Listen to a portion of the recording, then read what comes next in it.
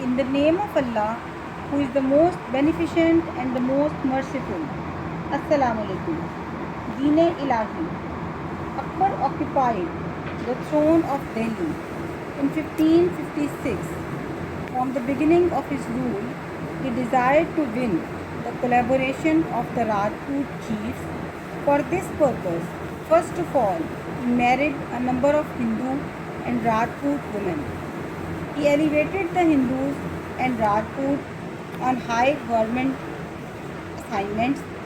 The Hindu wives of Akbar mostly prevailed upon him, and to please them, Akbar gave enormous liberty to his Hindu subjects.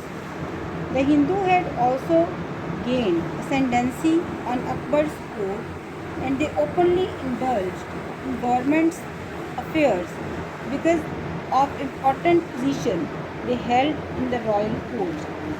The Hindu courtiers of Akbar prompted him to introduce a new religious faith by combining the salient feature of Hinduism and Islam so that a homogeneous fusion of Akbar's Hindu and Muslim subjects could be achieved.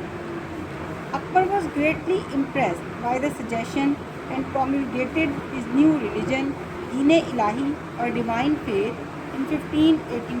He convened a general council of high officials and his important courtiers to discuss the religious antagonism and strife in his subject. He then declared that all religions would be united in such a way that the advantage of all the religions would be gained by all and that the evils of any faith would be discarded. In this way, Akbar said, honor would be rendered to God, peace would be given to the people, and security to the empire. The promulgation of Deen-e-Ilahi was an ill-fated attempt of Akbar to combine the salient features of Islam with Hinduism. Its main purpose was distortion of Islam. The gist of Deen-e-Ilahi was the introduction of un-Islamic trends. Akbar sanctioned a number of un-Islamic practices which included the worship of sun, fire and artificial lights. Jizya and pilgrimage tax of 6% per head were abolished. Deen-e-Ilahi elevated Akbar and declared him God's shadow on earth. It was required by all by this creed to bow before the emperor in adoration. Cow slaughter was prohibited and azan call for prayer was forbidden. He encouraged the people who adopted un-Islamic practices and readily accepted them in the fold of his disciples.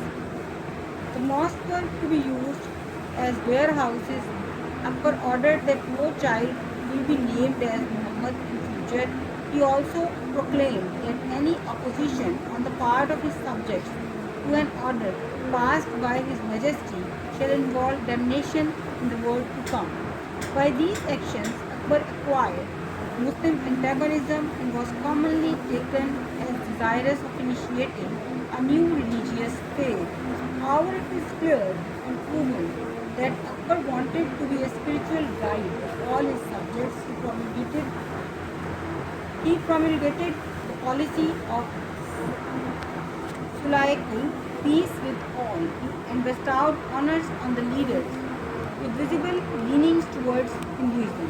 He patronized Hindu art and literature. The immediate result of promulgation of Deen-e-Ilahi was the loss of Muslim political hegemony in Indian society. The Hindus were elevated to equal status and their position was greatly enhanced. Akbar attempted to bring about fusion of society by merging the different religious faiths, bitterly failed. It was a disastrous failure as it did not please the Hindus, even who were given a tremendous boost under Deen-e-Ilahi. Akbar's experiment in the religious field gained nothing. It invited a vigorous reaction by the Muslim saints and particularly by Hazrat Mujaddid al-Sani, who exposed the fallacy of Deen-e-Ilahi. Deen-e-Ilahi and its impact quickly disappeared towards death. The Muslim clergymen and the the nobility joined hands together to eliminate synonymous facts in the Indian society. The Hindu aristocracy, however, struggled to perpetuate it but met with an intense opposition from the Muslim masses after Akbar's death.